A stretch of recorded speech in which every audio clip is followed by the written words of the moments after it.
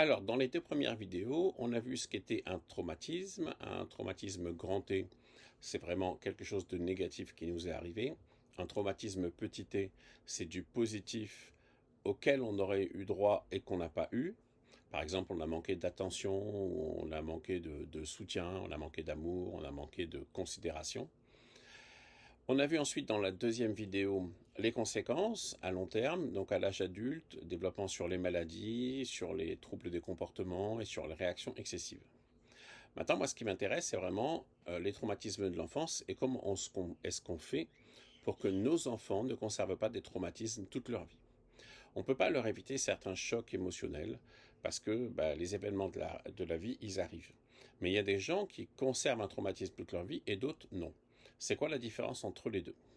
Alors, pour qu'il y ait traumatisme, et donc un trauma qui dure toute la vie, il faut vivre un événement provoquant un choc émotionnel, sans solution, vécu dans l'isolement. Et c'est ça qui est important.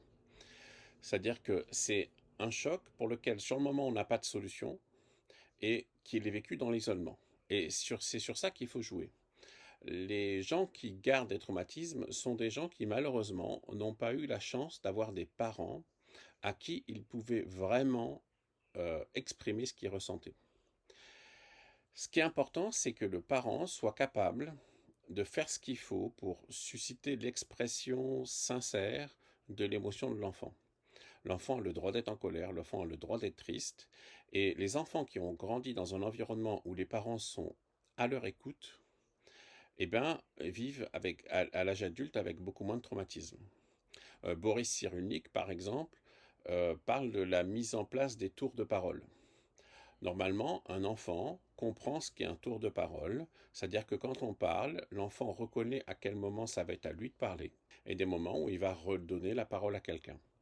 Mais quand on a des parents qui n'enseignent pas ça, ou qui n'écoutent pas, en fait, ou qui ne parlent pas à leur enfant, dans un sens ou dans un autre, si jamais ce système de la communication j'écoute, je parle, ne s'est pas mis en place dans l'enfance, du coup les traumatismes sont vécus dans l'isolement total, l'enfant ne peut pas en parler, et surtout il ne peut pas mettre du sens sur ce qui s'est passé, et il garde un traumatisme tout au long de sa vie qui aura des conséquences sur sa santé, sur sa vie mentale, sur sa vie sentimentale, sur sa vie émotionnelle globalement.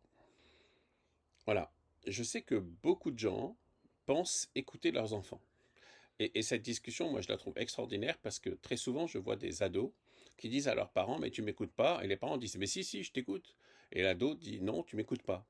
Et pareil avec les enfants, pareil dans les couples aussi.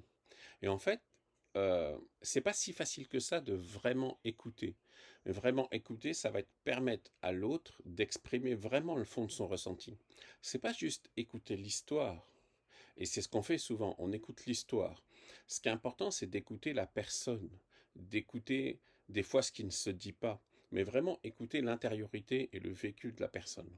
Et ça, c'est ce qu'on vous propose d'apprendre dans une formation le 7 février. Ça se passera au lycée Samuel Rapoto. Vous pouvez cliquer sur le Facebook ou sur le site Happy Life Tahiti et vous aurez toutes les informations. Allez, à bientôt!